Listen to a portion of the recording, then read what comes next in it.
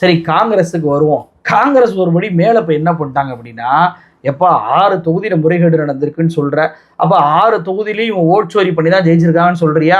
அப்போ 2024 தேர்தல் முழுக்க ஃபேக் ஓட்டர்ஸ் தானே ஓட்டு போட்டிருக்கிறாங்க, மொத்தமாக ரத்து பண்ணிடுவான். 2024 தேர்தல் செல்லாது, மறுபடியும் முதலேருந்து தேர்தல் வைப்போம் அப்படின்னு சொல்லி ஒத்துக்கிறியா அப்படின்னு சொல்லி ஒரு கேள்வியை காங்கிரஸ் கட்சியுடைய செய்தி தொடர்பாளரான பவன் கேரா அவர்கள் ஒரு பிரஸ் மீட்டை வச்சே கேட்டிருக்கிறாரு. இதுல அவர் வைத்த மிக முக்கியமான ஒரு டிமாண்ட் என்ன தெரியுமா?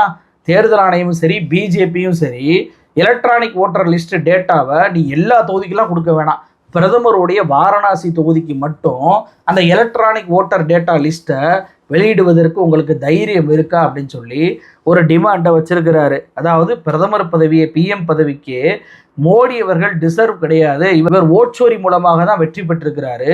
ஒரு நாள் ரிசல்ட் முழுவதும் பார்த்தீங்கன்னா 14 வரைக்கும் பின்தங்கி இருந்தவர் திடீரென ஃபேக் ஓட்டர்ஸோடைய அந்த பூஸ்டர் டோஸ் கிடைச்ச உடனேயே மிகப்பெரிய அளவுக்கு வாக்குகள் கிடைச்சி 1.5 லட்சம் வாக்கு வித்தியாசத்தில் வெல்வதை நம்மளால் பார்க்க முடிஞ்சு.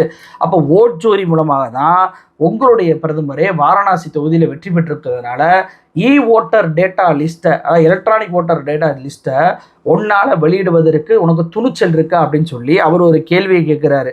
அது மட்டுமல்ல, நம்ம ஏற்கனவே சென்ட்ரல் வீடியோவில் கேட்ட அதே கேள்வி, ராகுல் காந்திக்கு ஒரு தொகுதியை எடுத்து இவ்வளவு ஆய்வுகளை பண்ணி வெளியிடுவதற்கு 6 மாதம் ஆச்சு, நீ 6 நாளில் வந்துட்டு இவ்வளவு 6 தொகுதிக்கு டேட்டா கொடுக்குற அப்படின்னா உனக்கு எலக்ட்ரானிக் ஓட்டர் டேட்டா லிஸ்ட்டை இந்த இசிஐ எலெக்ஷன் கமிஷன் கொடுத்தனால தானே நீ சொல்ல முடியுது.